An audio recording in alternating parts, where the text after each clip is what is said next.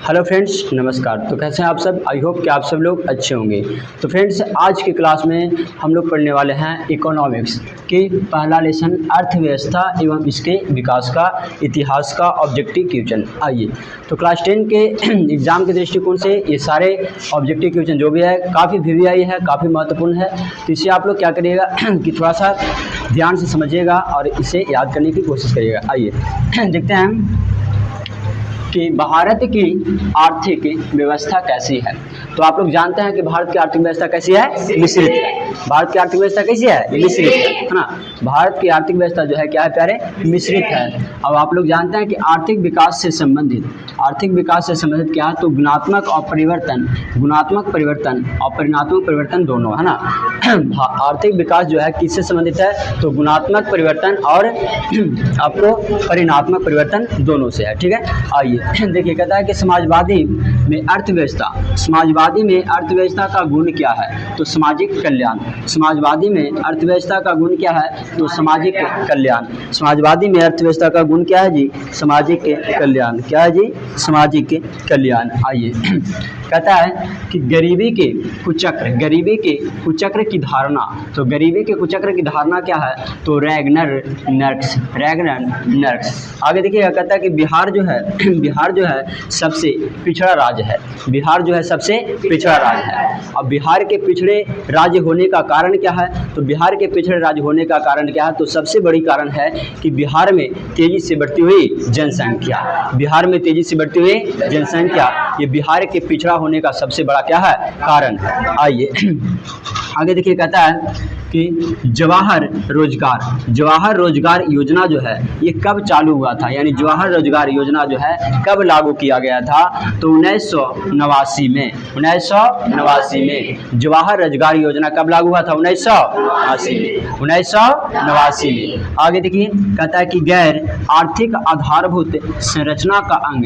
गैर आर्थिक आधारभूत संरचना का अंग क्या है जी? तो शिक्षा। गैर आर्थिक आधारभूत संरचना का अंग क्या है प्यारे? शिक्षा, है ना। सुनिएगा जी कि गैर आर्थिक आधारभूत संरचना का अंग क्या है जी? शिक्षा। गैर आर्थिक आधारभूत संरचना के अंग क्या है? शिक्षा। आइए, प्राथमिक क्षेत्र के अंतर्गत आता है कृषि, है ना, खनन, पशुपालन और मत्स्य पालन, है ना। प्राथमिक क्षेत्र के अंतर्गत क्या क्या आएगा? कृषि आएगा, है ना, खनन आएगा, पशुपालन आएगा और आपको मत्स्य पालन, ये सब किसके अंतर्गत आएगा? तो प्राथमिक क्षेत्र के अंतर्गत आएगा। ठीक है, बोलिएगा एक बार जरा सा कि प्राथमिक क्षेत्र के अंतर्गत क्या क्या आएगा? कृषि, खनन, पशुपालन और मत्स्य पालन। कहता है कि कौन सा देश जो है मिश्रित अर्थव्यवस्था है ना। देखिए, एग्जाम में क्या होता है ना कि आप पढ़ रहे हैं कुछ और पूछेगा वही चीज, बस उसे उलट करके पूछेगा। क्या करेगा? उलट करके पूछेगा। जैसा कि अभी आप लोग पढ़े, है ना, कि भारत की आर्थिक व्यवस्था कैसी है? तो भारत की आर्थिक व्यवस्था कैसी है? मिश्रित है। और यहाँ पे देखिए क्या लिखा गया है कि कौन सा देश में मिश्रित अर्थव्यवस्था है? तो कौन सा देश में होगा? भारत में ही ना होगा। तो बस सिर्फ और सिर्फ क्या करता है? क्वेश्चन को उलट करके सेट कर देता है। ठीक है, आइए तो याद रखिएगा, पकड़ लीजिएगा कि कौन सा देश में मिश्रित अर्थव्यवस्था है? तो भारत में, पकड़ लीजिएगा ना। आइए आगे देखिएगा, कहता है कि राष्ट्रीय विकास परिषद का गठन। तो राष्ट्रीय विकास परिषद का गठन 1952 में। राष्ट्रीय विकास परिषद का गठन कब हुआ था? 1952 में। राष्ट्रीय विकास परिषद का गठन 1952 में। आइए आगे देखिएगा, कहता है कि नोबेल पुरस्कार से सम्मानित एक बांग्लादेशी अर्थशास्त्री हैं, है ना। नोबेल पुरस्कार से सम्मानित एक बांग्लादेशी अर्थशास्त्री हैं, उनका नाम क्या है जी? तो प्रोमो यूनुस। याद रखिएगा कि नोबेल पुरस्कार से सम्मानित एक बांग्लादेशी अर्थशास्त्री हैं, उनका नाम है प्रोमो यूनुस। आगे देखिए, कहता है कि भारत में योजना आयोग का गठन हुआ था 15 मार्च 1950 को। भारत में योजना आयोग का गठन हुआ था 15 मार्च 1950 को। भारत में योजना आयोग का गठन 15 मार्च 1950 को। अब आप लोग जानते हैं कि योजना आयोग के प्रथम अध्यक्ष कौन थे? तो पंडित जवाहरलाल नेहरू। हाँ जी, याद रखिएगा कि योजना आयोग का प्रथम अध्यक्ष पंडित जवाहरलाल नेहरू, है ना, पंडित जवाहरलाल नेहरू, याद रहेगा ना।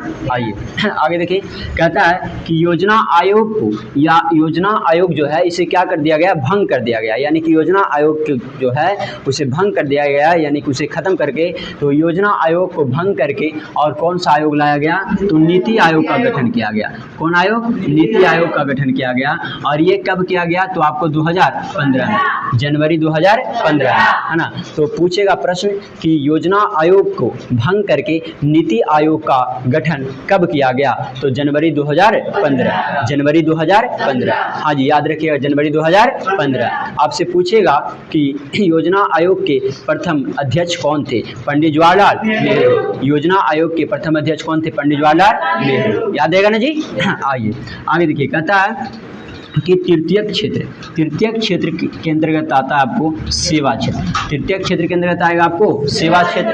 तृतीयक क्षेत्र के अंतर्गत आपको क्या आएगा जी, सेवा क्षेत्र। तृतीयक क्षेत्र के अंतर्गत क्या आएगा, सेवा क्षेत्र। और द्वितीयक क्षेत्र के अंतर्गत आएगा आपको उद्योग। द्वितीयक क्षेत्र के अंतर्गत क्या आएगा जी, उद्योग। द्वितीयक क्षेत्र के अंतर्गत क्या आएगा, उद्योग आएगा। आपको प्राथमिक क्षेत्र के अंतर्गत क्या आएगा जी, तो इधर लिखाया गया है कि प्राथमिक क्षेत्र का अंतर्गत, प्राथमिक क्षेत्र के अंतर्गत कृषि आएगा, खनन आएगा, पशुपालन आएगा, मत्स्य पालन आएगा। तो इस तरह से आप लोग को एग्जाम में ये बहुत ज़्यादा कंफ्यूजन करेगा, प्राथमिक क्षेत्र, द्वितीयक क्षेत्र और तृतीयक क्षेत्र, कि प्राथमिक क्षेत्र के अंतर्गत कौन आएगा, द्वितीयक क्षेत्र के अंतर्गत कौन आएगा और तृतीयक क्षेत्र के अंतर्गत कौन आएगा। इसे थोड़ा सा ध्यान दीजिएगा कि प्राथमिक क्षेत्र के अंतर्गत आपको कृषि, खनन, पशुपालन और मत्स्य पालन, और आपको द्वितीयक क्षेत्र के अंतर्गत आएगा क्या जी, सेवा क्षेत्र। और तृतीयक क्षेत्र के अंतर्गत आएगा आपको सेवा क्षेत्र, और द्वितीयक क्षेत्र के अंदर क्या आएगा, उद्योग। ठीक है, आगे देखिए, कहता है कि बिहार के विकास के बिना, बिहार के विकास के बिना भारत का विकास होना संभव नहीं है। बिहार के विकास के बिना भारत का विकास होना संभव नहीं है। यह किसने कहा था, है ना, ये किसने कहा था जी, तो सुनिएगा कि doctor APJ Abdul Kalam. Doctor APJ Abdul Kalam, doctor APJ Abdul Kalam कह गए थे कि बिहार के विकास जब तक नहीं होगा, जब तक भारत का विकास नहीं होने वाला है। जब तक बिहार का विकास नहीं हुआ, जब तक भारत का विकास नहीं होने वाला है ना। तो आपसे पूछ देगा कि बिहार के विकास के बिना भारत के विकास संभव नहीं है, यह कथन किनका है, यह किसने कहा था, है ना। तो डॉक्टर एपीजे अब्दुल कलाम, याद रखिएगा ना, डॉक्टर एपीजे अब्दुल कलाम। समझ में आ रहा है। आइए आगे देखिए, कहता है कि भारत के पड़ोसी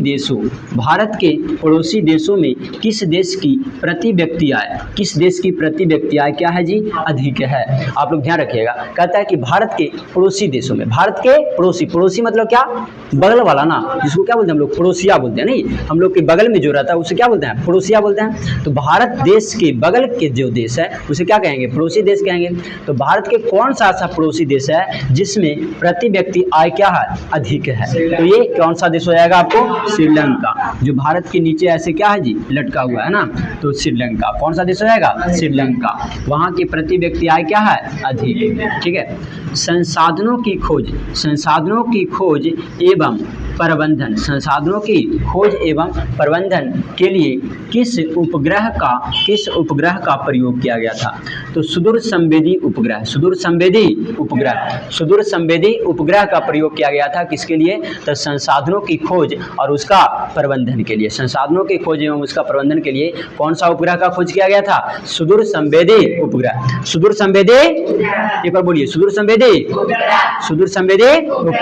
जब तक बोलिएगा नहीं तब तक क्या होता है ना कि ये मुंह पे नहीं बैठता, तो याद नहीं होता है ना। आइए, कहता है कि बोनस भुगतान अधिनियम किस पंचवर्षीय योजना के दौरान शुरू हुई थी। तो आपको तृतीय पंचवर्षीय योजना के दौरान क्या हुई थी, शुरू हुई थी। ये जो बोनस भुगतान अधिनियम है, जो बोनस भुगतान अधिनियम किस पंचवर्षीय योजना के अंतर्गत शुरू हुई थी, तो तृतीय पंचवर्षीय योजना के अंतर्गत शुरू हुई थी। आइए, कहता है कि भारत के सकल घरेलू उत्पाद में किस क्षेत्र का सर्वाधिक योगदान है। तो सेवा क्षेत्र का क्या है जी, सर्वाधिक योगदान है। सेवा क्षेत्र का सर्वाधिक योगदान है। बंद करिए।